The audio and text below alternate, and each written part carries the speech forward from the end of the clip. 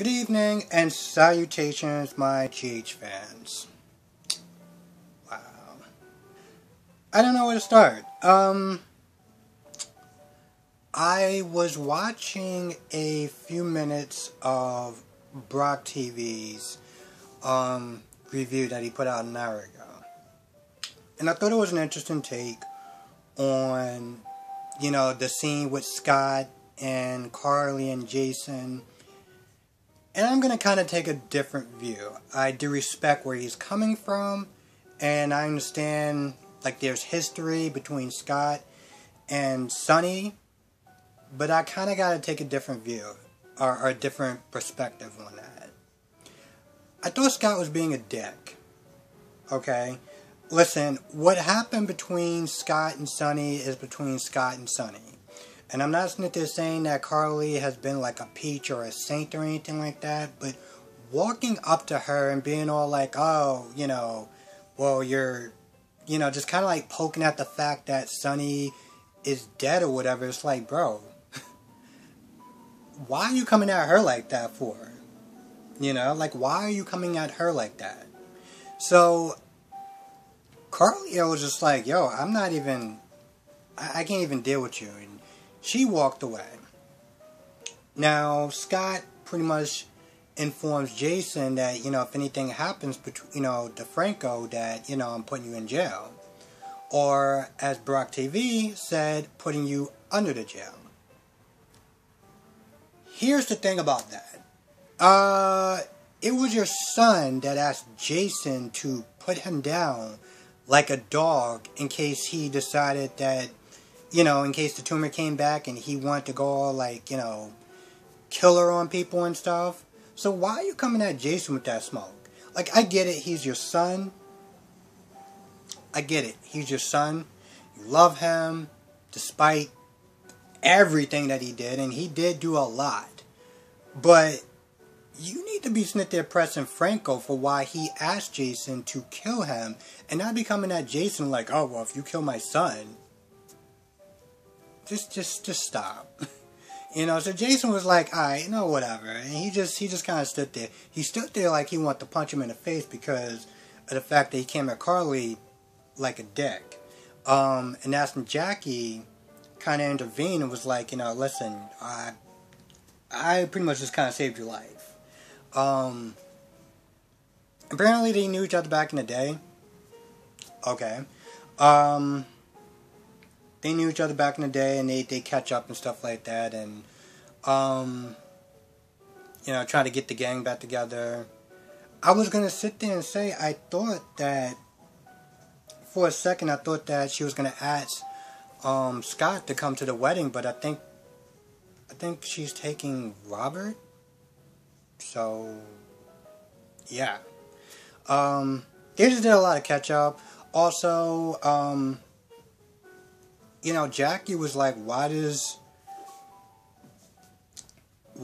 your son and Jason have beef? And Scott didn't say anything. And at first he was like, oh, you're pumping me for a story. And he was like, no, that's not it. I just really want to know why. And I'm like, Scott, that's a really good question. Why don't you tell him why Jason has beef with your son? Remember those times where Franco terrorized Sam and made it seem like he R.A.P.E. her? Remember that? So, yeah, he doesn't say anything. And at some point, they talk about Bobby. Bobby being fired. She's going on all these private missions. These private house calls or whatever. And that's when Jackie's like, oh, okay. And she talks to Valentine. And she's like, hey, I have a lead or whatever. That's when Valentine just kind of quickly shuts her down. Like, oh, okay, cool, yeah, you know what, I'm kind of busy, so can't talk now. Bye. And just hangs up on her. Okay. I'm not going to lie. In the beginning, when Valentine was talking to Anna, it seemed like it was very straightforward. Valentine was like, so have you made any progress as determining is, Dante going to be a danger to my daughter?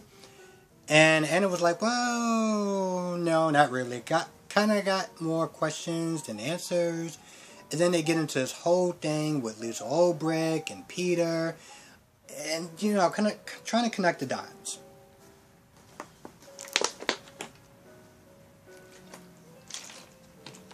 Now, the one thing that I took out of that was the fact that they were talking about Franco and his memories. And memories being of Drew Kane. And at some point, they talk about how Peter knew Drew Kane back in his military days. And Anna, out of nowhere, it was like her voice just got loud or like angry or something. She was like, well, how come Peter never told me that he knew Peter before, you know, during his time in the military? And I'm sitting there thinking, well, I don't know, Anna. Maybe because he's a liar. But she already knows that. She already knows that Peter is shady at best. And yeah, he has a past or whatever, but come on. Like, she knows that Peter's a little kind of shady. So it's like her asking that question is like, sweetheart, don't play the dingbat role. Don't do that. Just don't. Other than that, it was just like a lot of connecting the dots, and they're talking about they talk about Olbrich and how she's not you know, in Steinbeck or whatever, and she's probably out on the loose somewhere, and I'm not gonna lie, it was kind of like a lot of connecting the dots, but it didn't really go anywhere, so that's pretty much was their conversation. Let's talk about Maxine.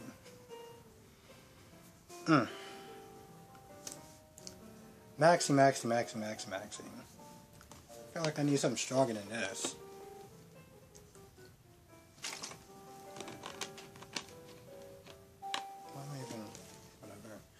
So Maxine's at the grave for Nathan, and Nina shows up. They talk about Jay for a little bit, and then Britt shows up. So they're talking about Jay, and Britt brings up this weird story about how they almost played mattress tag with each other before they realized they were siblings. And I'm like, Britt, why the hell would you bring that up during like, was that supposed to make people laugh? Because that just seemed like it made people more uncomfortable than anything else. So they're talking a little bit about Jay and stuff. And I'm not gonna lie. Listen, I know I'm gonna sound like a dick. And I'm just gonna go out and say it. The whole reason why his death scene just really didn't do anything for me is because I knew the actor wanted to leave. I know he wanted to leave so he can do, I don't know, Hallmark movies or Lifetime movies or one of those two movies.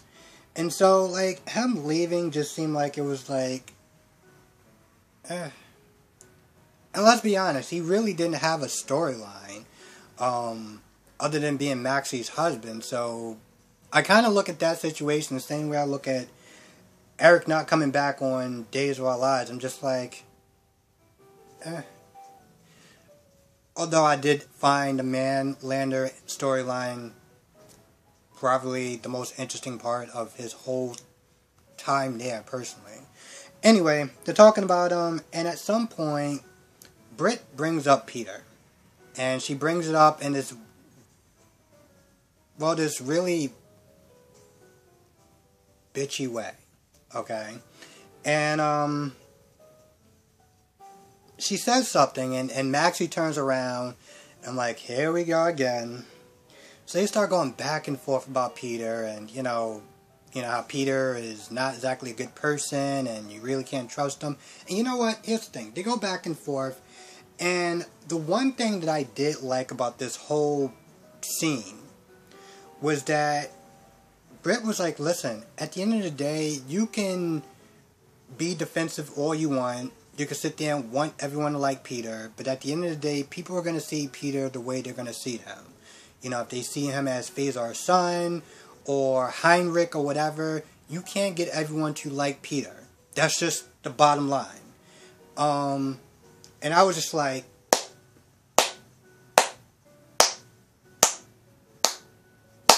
I think that was probably the best part of this whole episode. after that, they were going back and forth, and then Nina was like, we got to make a pact that, we were going to be sisters and look out for each other and all this other stuff. And I was like, okay, so, alright, fine, I guess that works too. I mean, that was the only way to kind of, like, get them to, like, settle. Because, Maxie was like, oh, it was so funny because Maxie was like, since day one I've been sitting there trying, everyone has been on my case, Jason and Robert and everyone. And I'm like, if everyone is sitting there telling you warnings, like Dante and even Lulu maybe, well not Lulu, but like Dante and everyone is sitting there telling you like, maybe Peter isn't such a good person. And these are the people that you know in your whole life, like, I don't know, Jason. You would think that you would actually listen. Now, granted, he is nowhere near. I don't know. I always felt like Levi, when I came back and started watching it, was just a real scumbag. And somebody that, like, I couldn't even root for if I tried. But with that being said, there was a lot of people that, it was people that started to warn people about Levi, and she didn't listen. And now we're back the same way again, like, years later. And it's like, you would think that this girl have learned something, but nope. So they make a pack or whatever, and then, because they bring up Nell, and that's when Nina's like, listen, I'm gonna get a chance to know my grandson. I might have missed out on knowing Nell, but then, but I'm not gonna do it with my grandson. So she's gonna be more in Carly's face than Carly would like, and this should be interesting. Because Carly, first of all, Jax is sitting there feeling guilty that he lied to her about, Nell possibly being her daughter. And, Carly's like, oh, well, you spared her feelings and stuff like that. I was like, okay, Carly, listen, I get it. Lying is like breathing to you sometimes. But, Jax isn't necessarily built that way. He's not used to doing schemes and all the other crap that you do. And Jason always has to sit there and, like, cover your ass pretty much. Jax isn't, like, accustomed to that. So, if Jax feels, like, bad, that he lied to Nina and stuff like that, you should let him feel bad. You shouldn't sit there and excuse it because that's something that you do. At some point they talk about, Carly's worried because, Nina may reopen the investigation into, Nell's death, and since that cop already was gunning for her really hard because her last name is Corinthos, it wouldn't take much for them to sit there and reopen the case. I mean, as you know, murder does not have a, like a limit, like a statutory limit or whatever. Like they can charge you for murder 40 years later on, so that is still a real thing.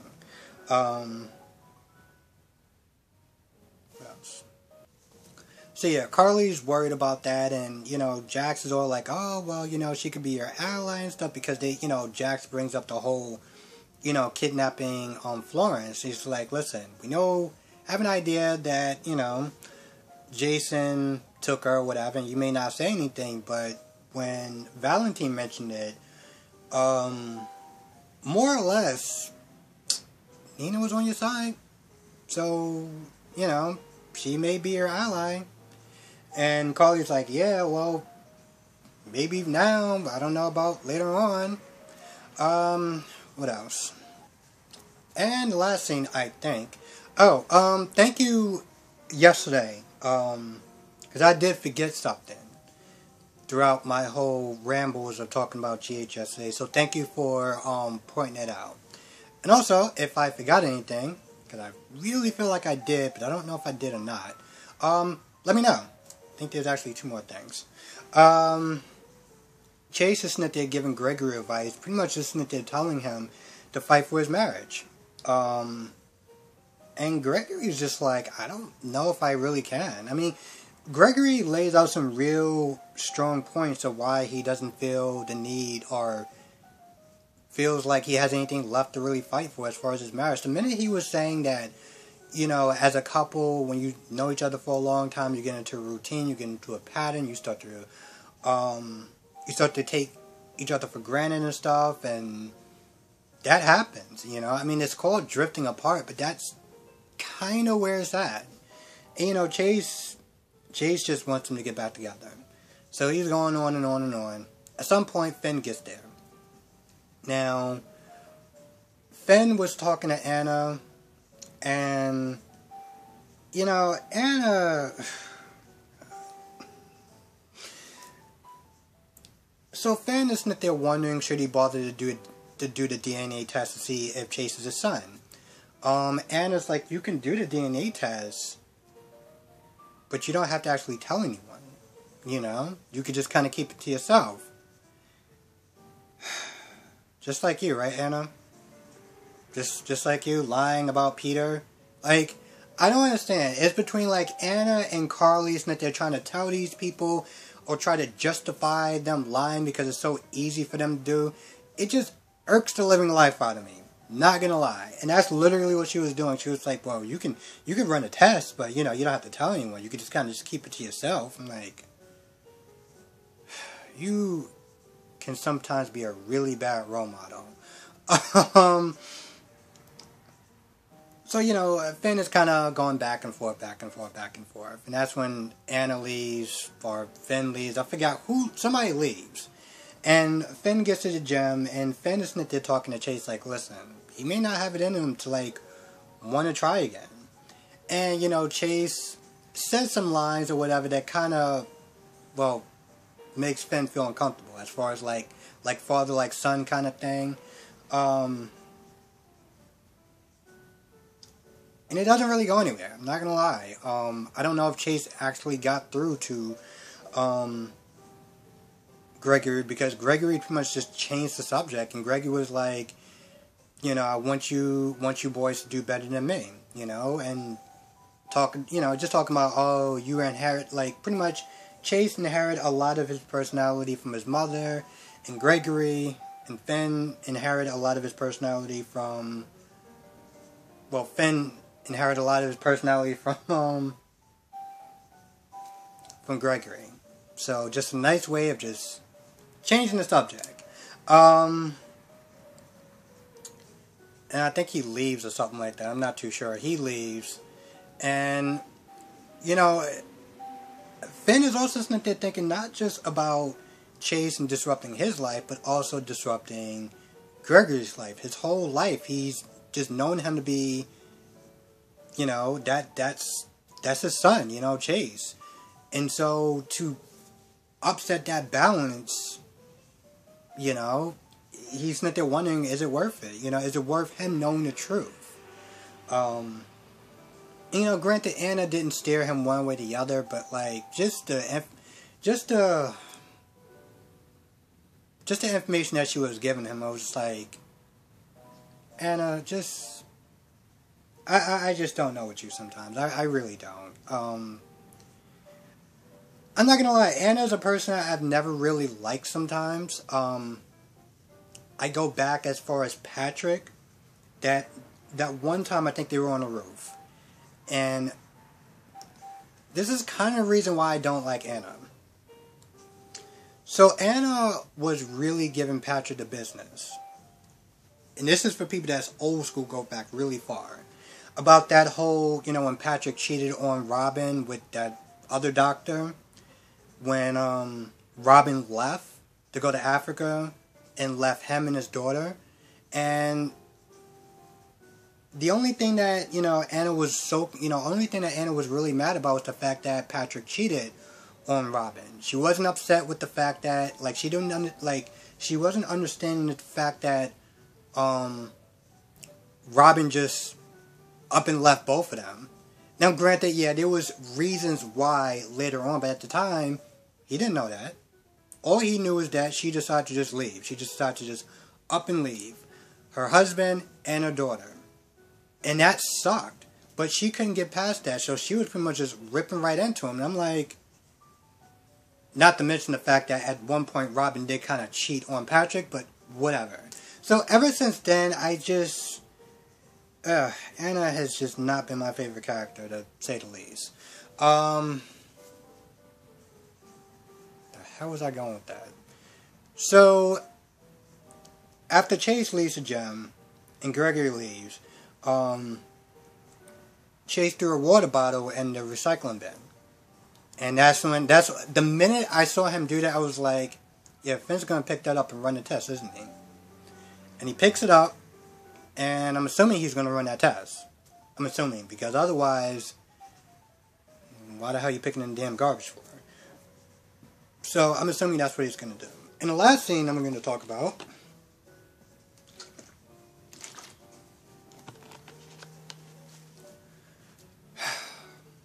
is, well, Dante, Sam, Liz, and Franco. So Sam walks in and she sees Dante getting ready to just leave. And he starts to leave and he gets a little dizzy and he starts to fall, and that's when Franco picks him back up and helps him to, back to the chair or whatever. So now you got all four of them there, and Liz decides to get his discharging papers ready because you're not just going to get her fired. So she leaves, and I don't know where Sam goes. Sam goes somewhere. And Franco's like, so, why did you save my life again? Like, I don't understand why you saved my life. And the same question that he asked was the same question that Anna and Sam asked. And he pretty much was like, I don't know. I have no idea. Now before Dante was like, I gotta get ready to go to work. Long story short, I'm surprised that they didn't use the wheelchair. But anyway, long story short, Sam and Dante decide to go get something to eat. Franco Smith there talking to Liz. And he pretty much just asked the same question, like, why did you try to, save my life when you could easily just have killed me? I mean, we go back into the fact that, didn't, Franco strap a bomb to, Lulu at some point? I remember that. So, Liz is like, oh, well, he's just being a good person, yada, yada, yada. Long story short,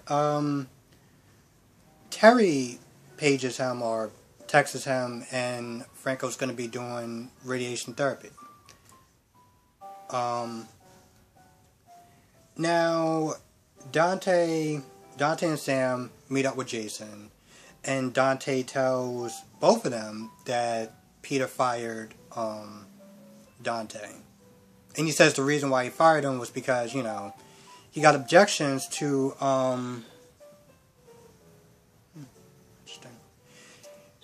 Dante had objections to, Maxie marrying, Peter. So, yeah, that happens, and then, yeah, that's about it. That happens, and Jason just kind of stands there and just has that usual stoic look on his face. Anyway, I think that's about it. I'm not gonna lie, I also think I chose that reason, I chose that scene last because I didn't really understand why they need to talk to Jason about the fact that, why does Jason need to know that Dante got fired from Peter? That whole scene, I'm not gonna lie, it almost seemed like it really didn't make a lot of sense. I could be wrong. Write it down in the comment section below if I'm wrong about that. Jason and Sam just kind of look at each other all awkwardly because now this is a thing that they're just not gonna get away from because they know the same circle of people. So I don't understand. I mean, are these meetings ever gonna get any better? I just feel like this whole Sam and Jason breaking up thing was just so rushed. It was so rushed. And, I don't know. I guess my other question is, how the hell did... So I was looking at Brock TV's, video, and it was 13 minutes long. And I gotta finish watching it, because I was like, damn. Like, my video is like 24 minutes long right now, and his was like 13 minutes long, and I'm like, did he cover everything? Did he just like skim through stuff? Like, I gotta really actually sit there and watch it. Because sometimes I'll sit there and watch his videos, and sometimes he'll be like really long, and sometimes it's really short, and I'm just like, why is it like 20 something minutes? This is like 13. The hell did we do that was so different? We were talking about the same thing. So, I don't know. Sometimes I just kind of find that, like, pretty interesting. Yeah, I just kind of just ramble more than he does. Anyway, with that being said, I'm going to go. Thank you so much for watching. Be safe. Let me know what your thoughts are in the comment section below. Did you like this episode? Did you not like this episode? And did I miss something? Also, yeah, let me know about that whole 13 minutes versus 20 minutes thing. Because I'm just like, what did we do that was so differently? Also, yes, what did we do that was so differently? Write it down in the comment section below. I will see everyone in the next review.